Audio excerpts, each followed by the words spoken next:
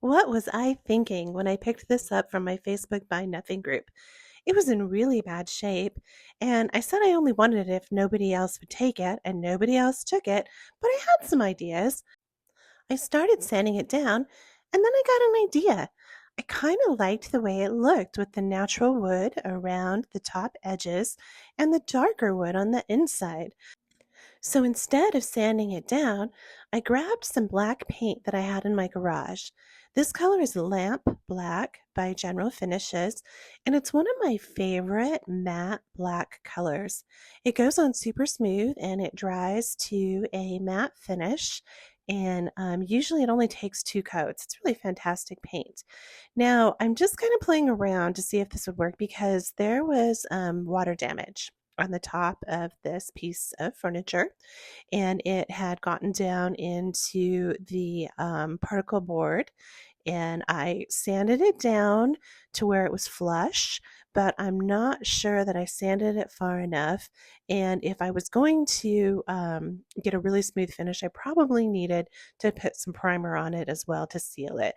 But I just kind of wanted to play around and see what this would look like. I liked what I was seeing, so I went ahead and scuff sanded and wiped down the rest of the piece. And now I'm going to go ahead and paint the body black. I think what I want to do is paint the entire piece black, but leave that top rim of exposed wood and go for kind of what I'd call a rustic modern look. So we're going to put on a layer of black. If this doesn't work, it's no big loss. That's one of the reasons I like getting free pieces every once in a while because they allow me to be a little bit more creative and take some risks. I am also very transparent with my Buy Nothing group on Facebook. I let them know what I do, that I refinish furniture as part of my business, and I only take furniture pieces when nobody else wants them. In fact, a couple times I've taken some furniture pieces and then split the profits with the person who gave them to me because Buy Nothing groups are supposed to be about supporting local community and not reselling the products, even though I do completely transform them before I resell them. I just always want to be really clear with my neighbors about what I'm going to do if they should decide to give me a piece. On the top, I decided not to use painter's tape to get a really crisp line between the black paint and the raw wood. I wanted to kind of have a natural, rugged, a little bit messy transition. So what I'm doing is I'm just carefully applying the black paint, trying to get about the same distance between the inside line and the outside line and keeping it as straight as possible. What I can do is after I've put the paint on, I can come back with my sanding block if I do get any of the black into the natural wood area. But I think this is going to be a really cute design. However, if you look at the center, you can see where some of that water damage was. So I'm really going to have to think about what I'm going to do with that inside area to repair it. I either can sand it back down and try to repair it some more, or I can get creative and maybe cover it up. I wanted to accent the grooved pattern on the sides of the top.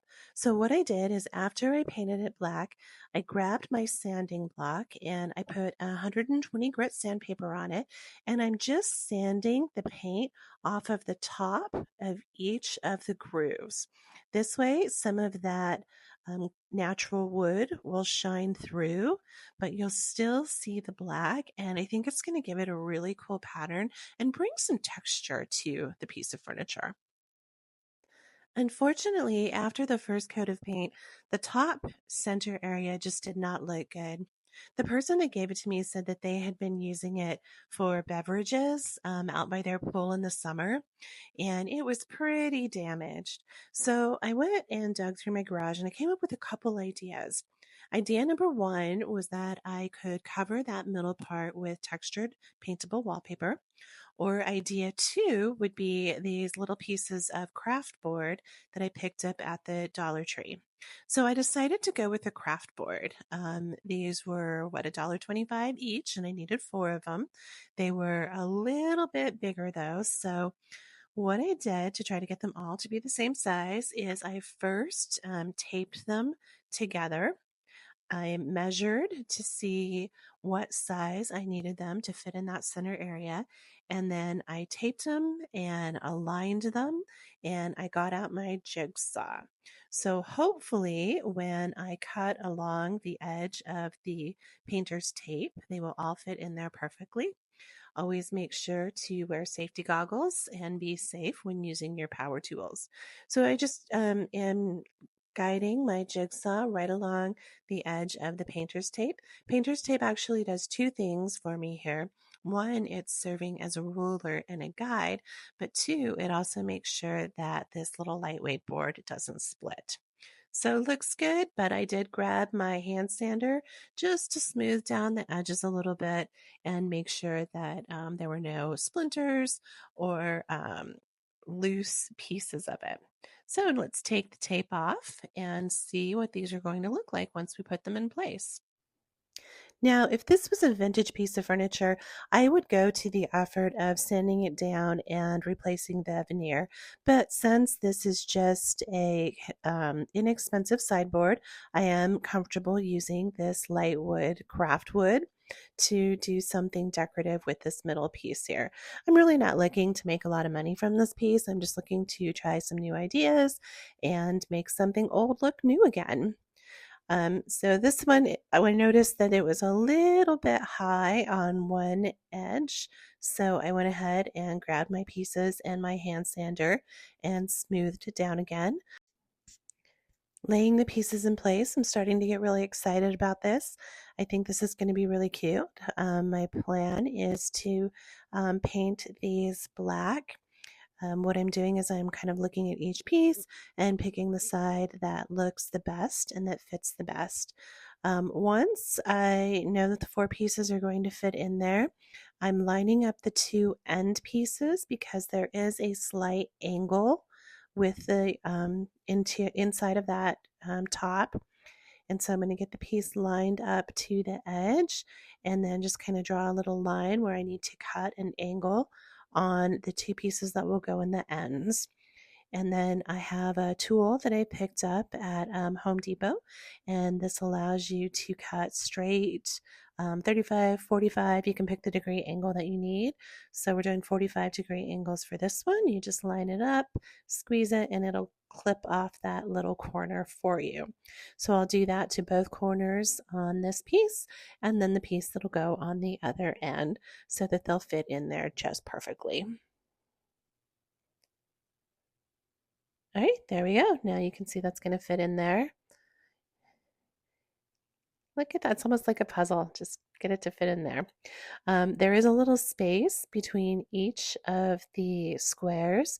And so I have some pieces of bamboo that are about the same thickness that I'll use to fill in between each of the larger squares.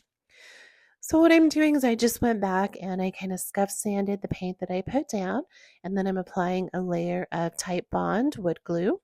I'm putting it on with a sponge applicator because I want to have a nice even layer of glue underneath the entire piece of board. Once I get the glue on, then I will put the board in place, and I'm going to gently kind of tap it with this hammer. And then I'll put a weight on it to hold it down and let that glue dry overnight, making sure that it dries nice and secure. And I'm going to follow this same process for all four of the pieces of wood and the small little strips of trim that I'm putting in between them. The next day, I realized I got so excited about putting the wood in place and what it was going to look like that I really didn't think the next step through, because I want those square pieces to be black, but I want the trim in between them to be natural wood. So it would have been a whole heck of a lot easier if I would have painted them before I glued them in place. But I didn't. So I am going to have to use painter's tape to cover the edges and the pieces of trim that I want to keep natural wood so I can paint the other pieces black. I'm like this with my designs. I never quite know what the final piece is going to look like. I usually just start working on a piece of furniture, and as I go, I modify my design. I'll change my mind. Sometimes I'll end up with something completely different than I thought I would. And that's part of the process that I really love is just working on it and seeing what happens and what types of creative ideas I'll have as I go, as well as what problems I'm going to have and how those problems might cause me to completely change direction. So here we go. I just wanted to paint one piece before going to the trouble of putting tape on the entire top. This way I could see if it was going to be okay just to apply the paint without any primer. This craft wood has a raw finish on it. It doesn't have any type of a sealer, so the paint just soaks right into it and it's going to work just fine. It will probably take about 3 coats of paint though, because of the fact that it is absorbing the paint pretty quickly. Okay, 3 coats of paint later, and we're ready to pull off that painter's tape. This is looking really cool. This is kind of what I was hoping for, that it would have this little bit of a geometric design, give some visual interest to the top of the piece. Almost kind of feels like pavers or tiles. And I actually thought about tiles at one point, but I thought they would be a little bit heavy for the piece, so that's why I went with the light pieces of wood. But I think this is fun. I like it, and it solved the problem of the water damaged top. I did get a few little drips of paint on the raw wood, so now I'm going over the raw wood one more time with my sanding block just to kind of make sure that that line is even all the way around, rounding a little bit more on the edges, and just kind of cleaning it up a little bit. I don't want it to look perfect. That was not my intent. I do kind of like the natural transition from wood to paint. To protect it from future wear and tear and future water damage, I'm going to be putting on 3 coats of polycrylic in a matte finish on the top of it. I'm using a sponge to apply it around the edges, and I'll come back in just a minute and do the middle pieces as well as the side pieces where we have that ridged design. I do lightly sand with a 400 grit or even 600 grit in between each layer of the polycrylic. And that does a couple things. It makes sure that there are no air bubbles, that any little pieces of lint or dirt that may have fallen on it get removed, and it gives a super soft and smooth finish when you're done. These are the 2 products that I'm using, the General Finishes paint in Lamp Black and Polycrylic in Matte.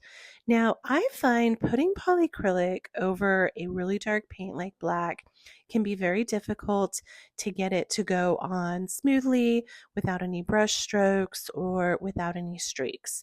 So what I like to do to fix this is I will mix up a mixture of the paint with the polycrylic. I do about half and half. You'll notice I'm not using any measuring tools. This doesn't have to be an exact formula, but if you like things to be precise and measured, I would do a 1-to-1 mixture on this. It doesn't dilute the color of the paint, but it will make sure that you get a really pretty smooth matte finish when you are done. I brought the table into my garage to finish it because it is a little breezy outside today and I don't want any dust or leaves to blow into it. So now I have my mixture of half paint, half polycrylic, and I'm applying it with a brush in long, smooth, even strokes. I want to get a even application of the product. It will level out as it dries, but you still want to kind of lift the brush off at the edges to try to prevent brush strokes. There's 2 different ways I could have done this. I could have done it in long, thin sections along the bottom, but I decided to do it kind kind of in 3 different sections, overlapping the wet edges. That's important because if you pick up your brush in the middle of this piece of wood on the bottom, you're likely to leave a smudge that you'll be able to see when it's dry. So you'll notice that each time I scoot over and I add more of the top coat, I go back over and do long brush strokes the entire length, going with the direction of the wood grain.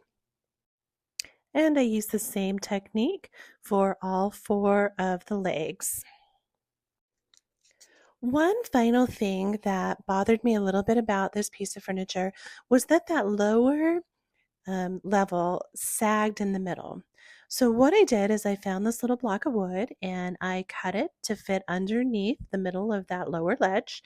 And now I am drilling a hole in the middle of it. I have a large drill bit on, and this is where I'm drilling a hole so that I can screw it into place.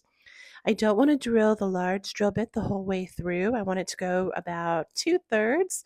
So I'm just using this chopstick to measure how deep I've drilled.